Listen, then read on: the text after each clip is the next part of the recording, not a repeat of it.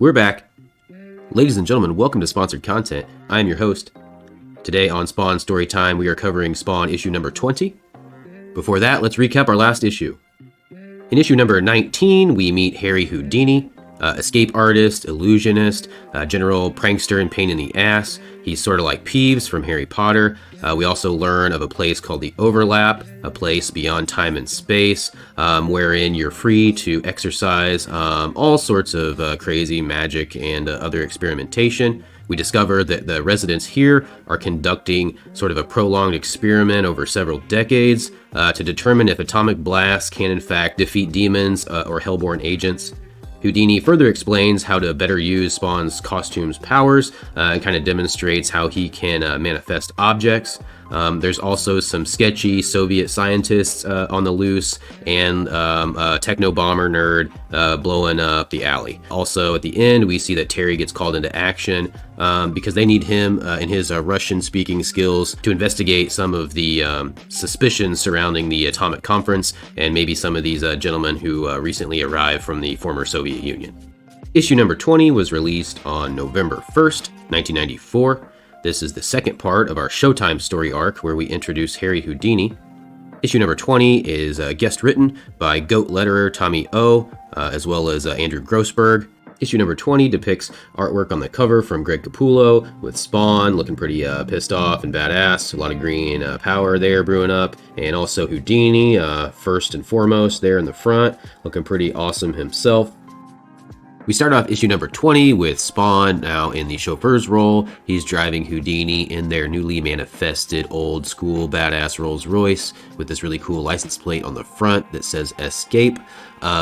Houdini's basically explaining the nature of magic to Spawn some more. Spawn's like, how are we even flying in this car? And Houdini says, I basically tricked gravity into thinking that we were lighter than air. So really not a lot to explain there. He says, I'm going to teach you a little bit more about magic. So they're kind of on their way after this punk / on their way to the East-West Conference. So our Techno Bomber is speeding away in his 3000 GT. Unbeknownst to him, Spawn and Houdini are hot on his tail. Spawn really doesn't like this kid blowing the shit out of his alleyways. So they see him, and Houdini is basically like StubHub. So he's like, hey, I got some more tickets. I want to go check this thing out. You know, you want to go? And Spawn's like, no, I'm really kind of fired up to kick this kid's ass. So I'm going to hang out here, kind of follow him and see what happens. Houdini says, that's cool. I'll catch you later. Spawn, he's just kind of chilling in the full moon in his badass like Jeeves / chauffeur attire, and he's just waiting. He's used to waiting when he was Al Simmons, so he's cool with this. He's chilling here, kind of in little Ukraine area. And then he sort of has a flashback to language immersion school when he was kind of struggling there, and how his best friend, he met Terry there, and Terry kind of helped him out. He realizes he actually is hearing Terry's voice down below him, and he sees that Terry is in fact on the street, speaking in Russian, talking to these gentlemen, and Spawn's like, what is he doing here? This is maybe not a good sign. And these Soviet dudes bring Terry inside, and they start to rough him up. They sort of notice right away that he's a spy, maybe working with the government. They say Terry's accent needs a bit of work, and that, they start to rough him up a bit. Spawn sees this, and he comes crashing through the front window of this restaurant or whatever, like running back, and he says, leave him alone! He clocks this dude in the face with his chains. He says, that's my friend. Spawn takes a volley of bullets, but he just grabs this other dude around the neck with his chains, and he's like, look, I would kill you if I thought that would hurt more, but instead I'm just going to take my chains and just smash your whole ass face into the ground, probably break your nose. And he's like, all right, Terry, let's go. He picks Terry up like a rag doll. And then he's like, what's this? Yusef Volokov? I remember this jagoff from a while back. I was supposed to snipe him, but that didn't happen. What's he doing here? He says there's some weapons conference, and he went AWOL, so that's a little strange. He props Terry up on the car to get some rest here and catch his bearings. And this is when Spawn notices Volokov. He's kind of sneaking over by this techno nerd, the Techno Bombers building. So he's like, this is stinking. Like, this shit is, something's going on. Something's up to no good. Spawn's like, whatever this is going on here, I'm going to murder this asshole because I was supposed to do this a while back and I missed my opportunity. So, I'm going to follow up with that and execute him. Newscast. Pencil Neck says, rumor has it that these dudes visiting from, Eastern Europe are basically just out carousing and sort of, enjoying the nightlife. Basically, he's just commenting on them out partying and maybe getting drunk. We see Terry here with some stars about his head, sort of like Wile E. Coyote. He's like, damn, you know, what hit me? What were those guys' problem? Then we see Spawn sort of below that. He's like, I can't really let Terry know who I am yet. Lady says, Yusef Volokov, one of these jagoffs from the Eastern Bloc. He is AWOL, he's missing, and foul play has not been ruled out, so they're kind of searching for this guy. Terry says, hey buddy, thanks a lot. I appreciate your help. Get me out of there. And then Beard says, you know, if you ask me, it's just all about money. Basically, the Russians want a lot of money. We've been giving aid to the Russians. You know, there's maybe other nations that could use some aid, namely the Ukraine. This is where Volokov is from. So he's saying basically, you know, maybe spread the money around. You're sending money over there. There's just other people that could use it in addition to Russia. Terry calls his assignment handler. He's like, yo, Percy, you know, you sent me down here. I got my ass whooped. Luckily, some burnt to a crisp dude jumped in and saved me, but I need you to send some more muscle because you got me in a situation I can't handle. And then on our next page, we see Yusef.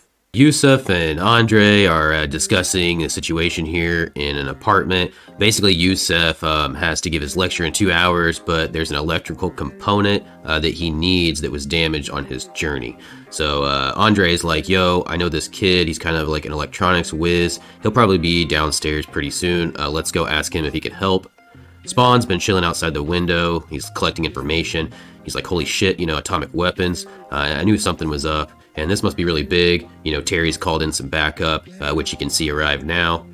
The agents come inside the restaurant here. They see all these guys are whooped to shit. They're like, what happened? Terry says, yeah, I don't know. I woke up outside. And they're like, you know, where's Volokov? And they're basically looking for him. Terry says, let's get back to the conference at Columbia ASAP. So Houdini pulls up in the rolls, and he's like, yo, I was at a really good show. You should have been there, but go ahead and hop in. So Spawn hops in, and he's like, yo, we got to get to Columbia University. There's some really dangerous shit going on with an atomic bomb, maybe. And then Houdini's like, did you check out these tickets from this kid's wallet? Houdini apparently just has all the tickets to every event in the world. And Spawn's like, you know, I knew this kid was working for these commie bastards. So we bounce back to Columbia University. We are now on day 3 of this conference, and we see Terry and his other agents. They have arrived. They're basically like, you know, what's the situation with Volokov, and why is he going to speak? And this dude's like, you know, he's going to demonstrate an atomic detonator, because nothing at all sounds out of the ordinary there. They're basically like, you know, we're FBI, NRC, Secret Service, you know, like whatever, we need access. And then Terry's like, you know, holy shit, an atomic detonator? Like things are finally starting to click, maybe, regarding the seriousness of this situation. Back in Greenwich Village, at Radio Shack, we see Yusef has arrived, and he's like, oh wow, this is awesome, a lot of electronics, blah, blah, blah, and they ask this kid to fix his detonator.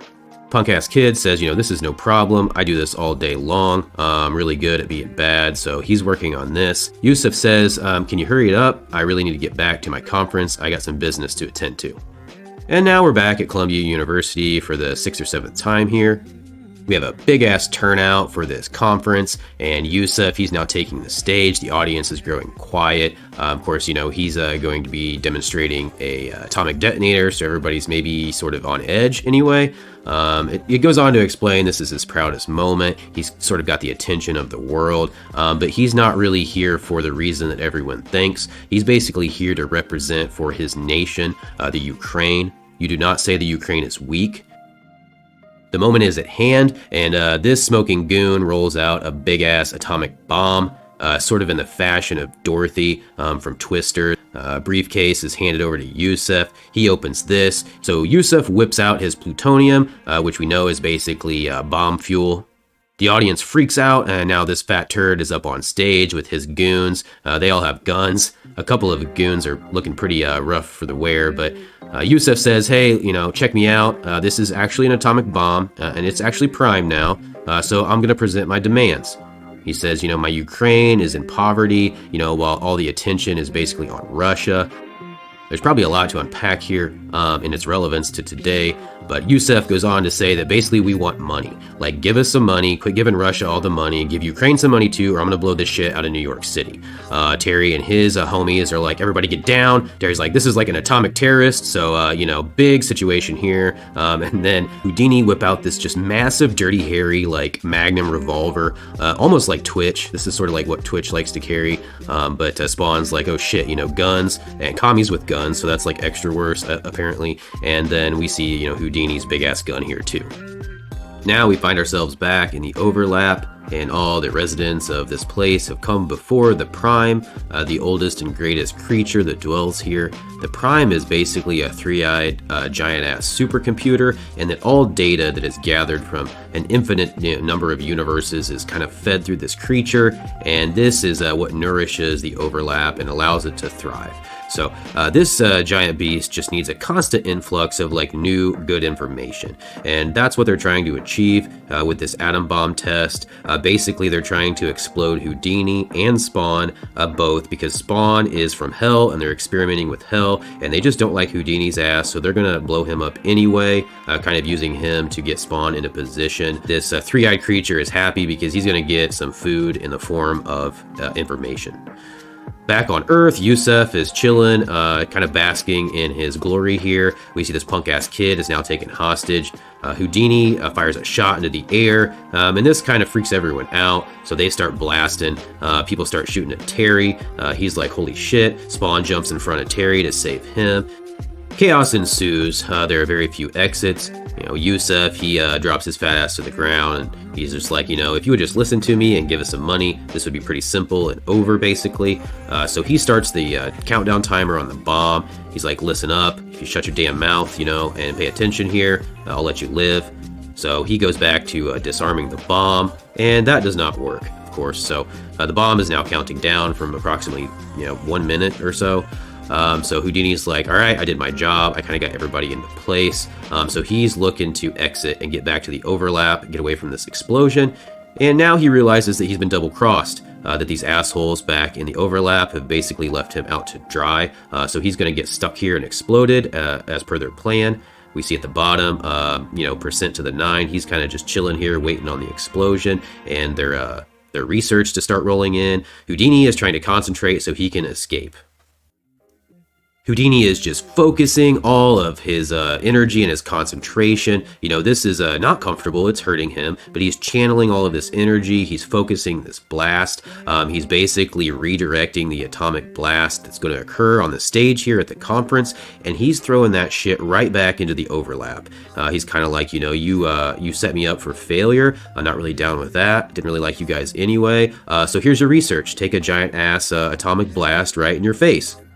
Houdini thinks that if they're really interested in determining the effects of an atomic blast, it's best to do so with it right in your lap. Back at Columbia University, we've avoided a giant nuclear bomb and destruction of New York City and probably a giant-ass portion of the country.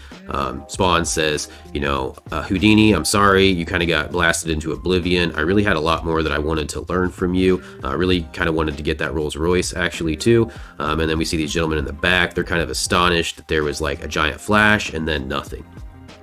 And then these scientists are like talking about the Geiger counters down the hall, and we see a note that, moments ago that these were set off by the radiation from Volokov's bomb. But Houdini's magic was just so amazing and good that the Geiger counters basically didn't even hardly register this activity.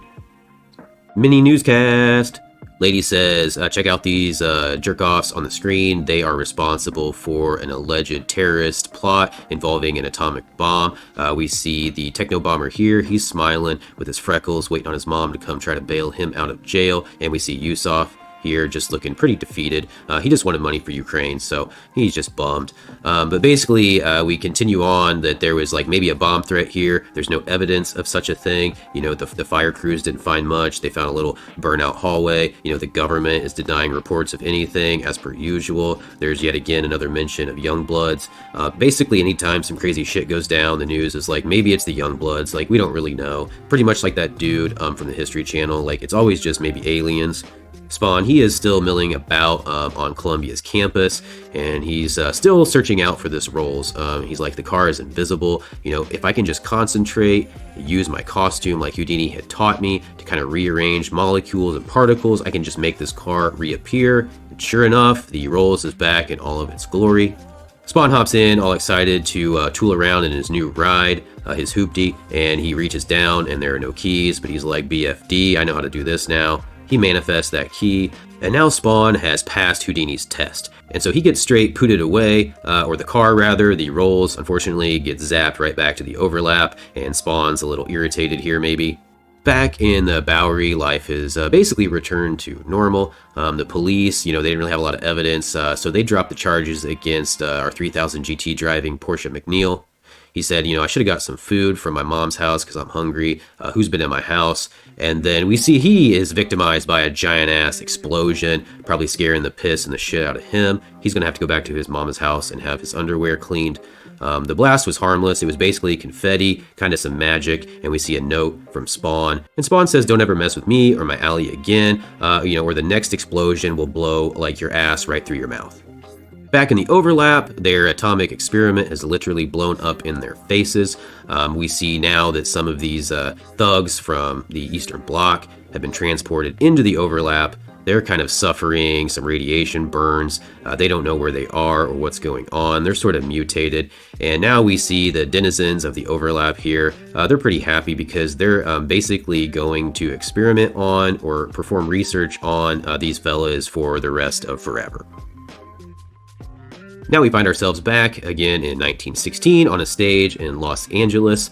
We see Harry Houdini now being pulled out of his safe from the water. Basically, he has escaped. He may have actually transported himself from the beginning of issue 19 and had his journey with Spawn and all this nonsense, and now he's actually come back and escaped from his illusion here at the end of the 20th issue. Houdini's just happy to be alive, basically, and to have avoided being exploded by percent to the 2 and percent to the 9 in the overlap. So we come to a close with the curtains here, and Houdini saying that he will save an encore for another day. That's a wrap on issue number 20. A couple of odd issues. We're just exploring a storyline with Houdini, who's basically here to explain to Spawn how to make use of his costume a little better and to use his powers a little more efficiently. This has been sponsored content with another episode of Spawn Storytime. Thanks for stopping by. Hope to see you again. Boom, Jack 11.